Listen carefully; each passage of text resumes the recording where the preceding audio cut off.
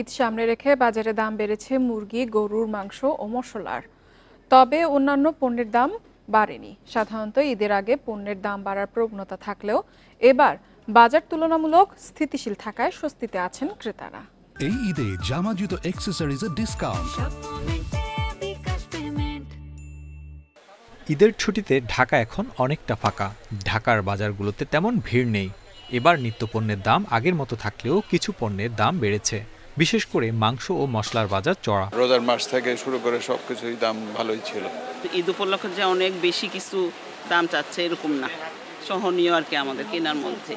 2 সপ্তাহের ব্যবধানে ব্রয়লার মুরগির দাম কেজিতে বেড়েছে 20 থেকে 30 টাকা, বিক্রি হচ্ছে 210 থেকে 220 টাকায়। সোনালী মুরগির দামও কেজিতে 20 থেকে 40 টাকা বেড়ে বিক্রি হচ্ছে 310 থেকে 330 টাকা দরে। গরুর মাংস কেজিতে 20 থেকে 50 টাকা বেশি দরে বিক্রি হচ্ছে, প্রতি কেজি বিক্রি হচ্ছে 780 থেকে 820 টাকায়। সোনালী মুরগি 320 টাকা, ব্রয়লার 220 টাকা, দেশি 650। গরুর গোস কোনো জায়গায় 650 পাওয়া যায়, কোনো 700 পাওয়া যায়। যেরকম লাইভ গরু খাড়া করে বিক্রি করে এরা 800 নিচে আগে বেচতে পারে নাই, এখনো 2-4-20 টাকা বেশি হবে। মাছের বাজার অনেকটা স্থিতিশীল। তেলাপিয়া ও পাঙ্গাস বিক্রি হচ্ছে 200 থেকে 250 টাকা কেজি দরে। চিংড়ি বিক্রি হচ্ছে 750 থেকে 1400 টাকা দরে। এছাড়া রুই 350 থেকে 500 টাকা ও কাতল বিক্রি হচ্ছে 300 থেকে 600 টাকায়।